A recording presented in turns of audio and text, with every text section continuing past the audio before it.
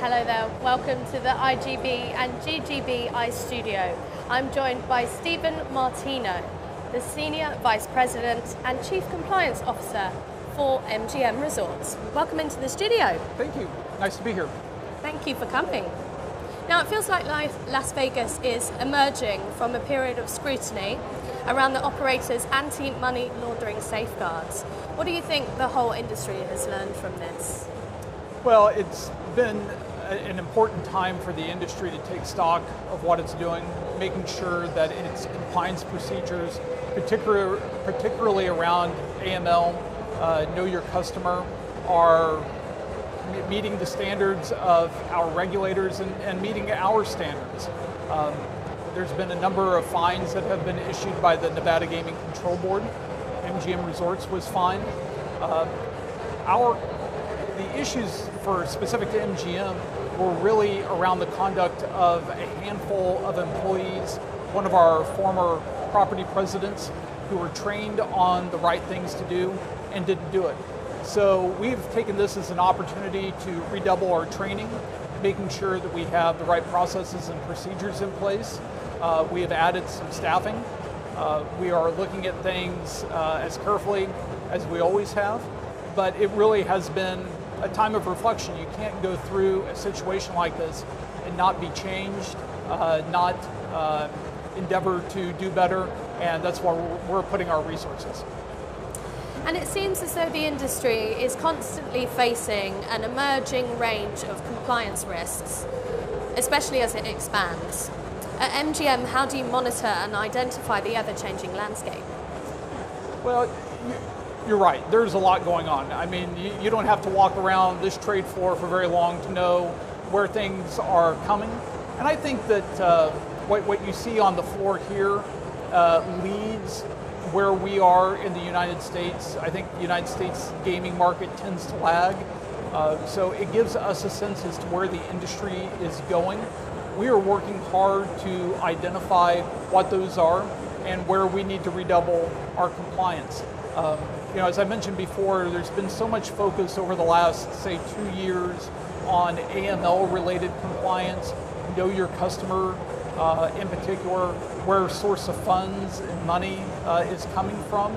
And that's going to be the same whether you're talking about traditional brick and mortar gaming or as internet-related gaming, sports wagering, mobile gaming, as that expands. So I feel comfortable that we're going to see where the challenges are coming, and it'll give us an opportunity to make sure, again, that we have the appropriate procedures in place, and we really think through what do we need to accomplish in a compliance organization, make sure that we're adequately staffed, and be able to address them when it comes to the jurisdictions in which we operate.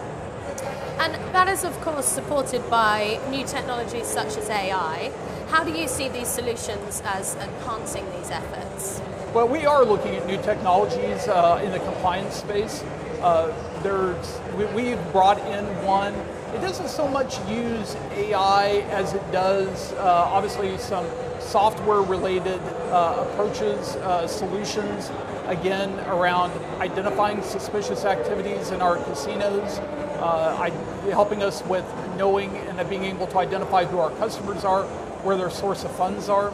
I think that and this is really probably speaking more for me, so much more about AI that I need to know and get smart on and see where the technology goes and where the opportunities present itself.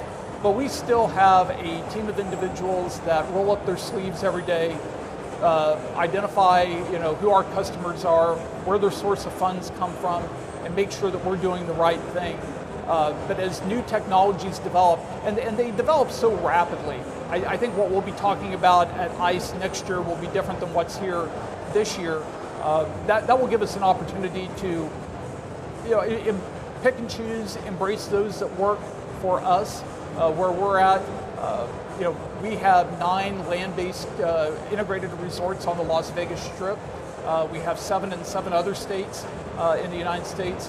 And so we're focusing on how do we make sure that we have the best compliance processes in place, that we meet the standards that not only our regulators and the states and federal governments operate, but that we have for ourselves.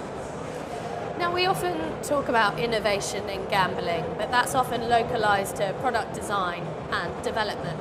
Is there space for innovation in compliance? Yeah, absolutely. And I think, as I maybe indicated a little bit before, we have found some innovation around some technology, particularly, for us, so much focus in Las Vegas on suspicious activity, know your customer, where we can get some assistance from technology to be able to harness all the information that all of our systems throughout the company develop. We're using that. Clearly, days have gone past of where you can track all of this information in an Excel spreadsheet or on a piece of paper. And we are going to do that. I think that there is some innovation out there, and I think that there's more coming, where there are companies that are trying to bring that to space specifically for the casino industry. And I think that that's been a problem for us on the compliance side of gaming, is that there really wasn't gaming-specific compliance systems.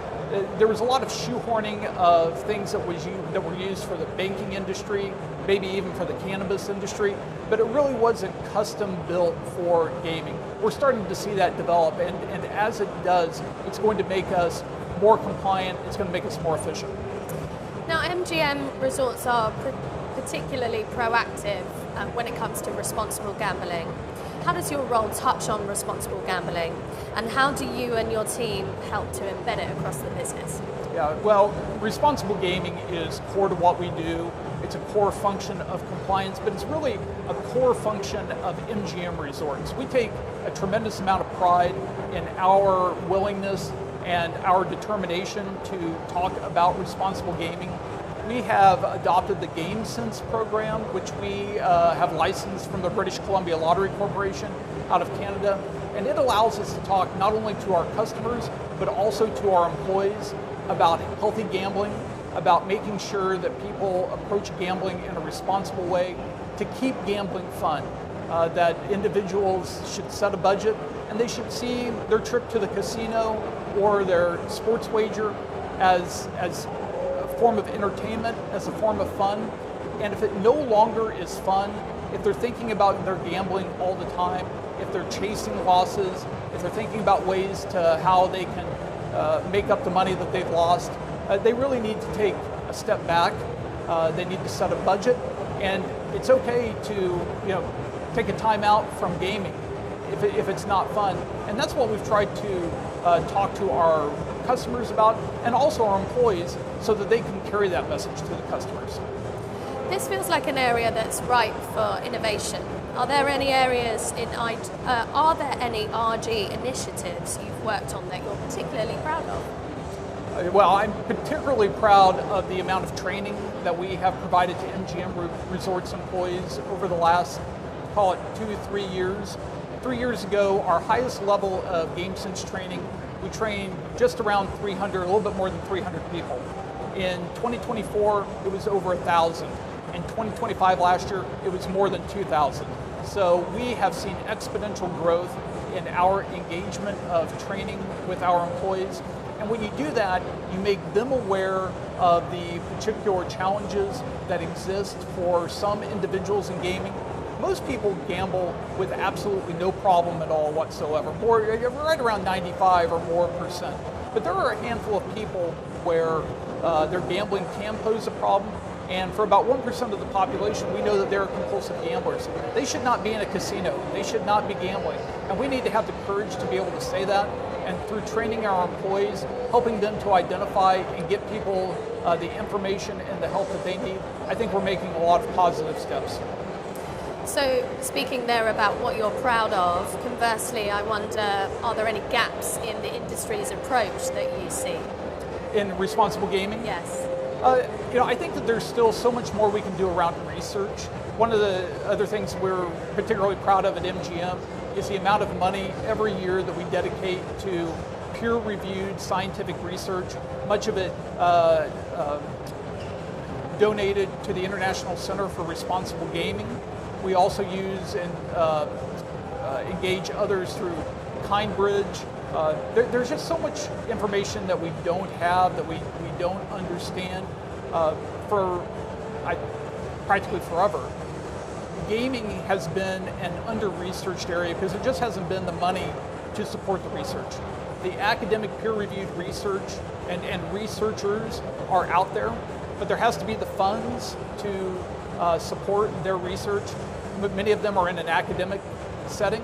They have to go and chase where the research dollars are, and there has typically, in this broader lane of behavioral matters, been more research money for, say, alcohol, substance abuse. Areas around gaming have, I think, traditionally been underfunded. So I am particularly proud of how we have embraced and funded significantly millions of dollars over the last 20 or so years from MGM Resorts in the area of research.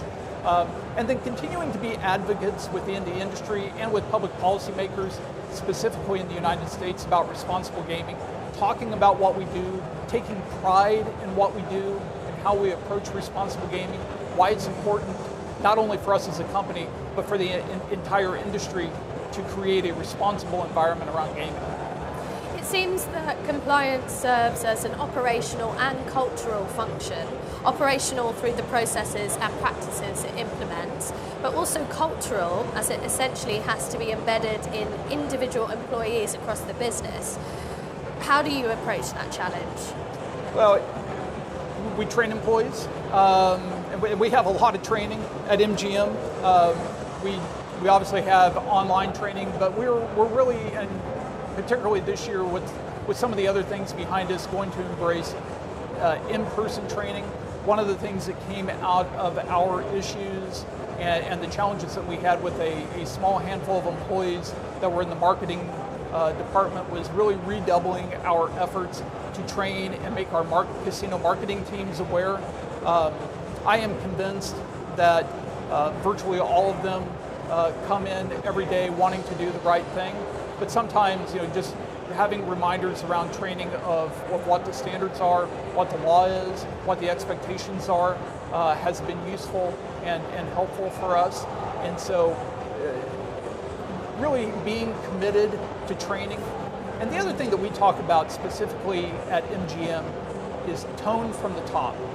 It's important that rank and file, however you want to describe that, is engaged, but it is particularly important that our senior leadership, the people who manage others, the people who lead, who set the agenda, know what the right thing to do is, that they are also trained.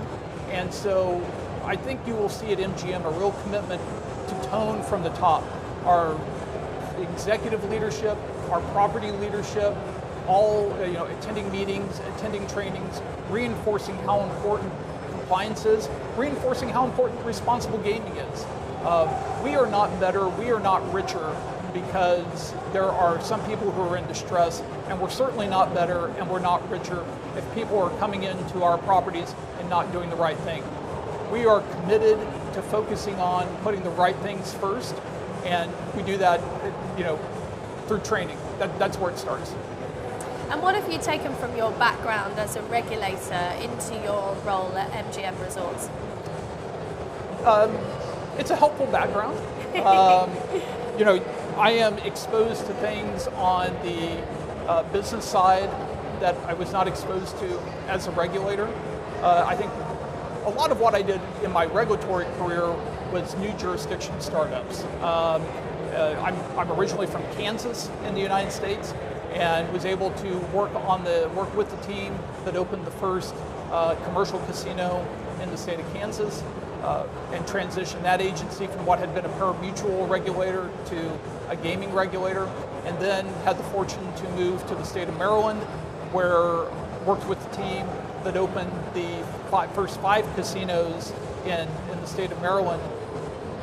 When you do that, you have regulations, controls, but that tends to put you down, one path of kind of making sure, a lot of checking of boxes. I'm extremely proud of my regulatory career and what we were able to accomplish there. But then having that experience and being able to come to MGM and have it inform the work that we do on a daily basis. And if nothing else, being able to talk to regulators, know what interests them, know what concerns them. It's been helpful and worthwhile. And finally, what risks do you see ahead for the industry? What? What risks? Risks. I think really the things that we've spoken about before, I think particularly in the United States and in Nevada, there continues to be a tremendous amount of focus on financial compliance, AML, reporting suspicious activity, identifying suspicious activity, know your customer, knowing where the funding from. We have put all the things we've spoken about, the focus and attention of employees, of training, of making sure that we have the processes in place. And the other key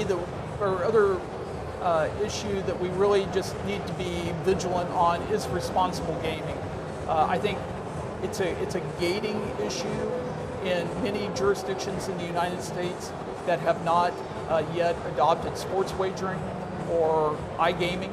I think that there are issues and concerns around responsible gaming, how the industry is approaching that, and I think that MGM Resorts is leading the way with what we are doing with employee training, with game sense, with talking to customers and employees in a frank manner, but is realistic, and making sure that we emphasize that gaming is entertainment, that gaming is and should be fun, and if it's not fun, then it's okay to take a break. It's okay to set a budget. But those are the things that going into this year I intend to focus on, just our continued attention to responsible gaming and making sure that throughout our organization that compliance is top of mind. Stephen, thank you so much for coming into the studio today. It was so nice to be here, thank you. And you.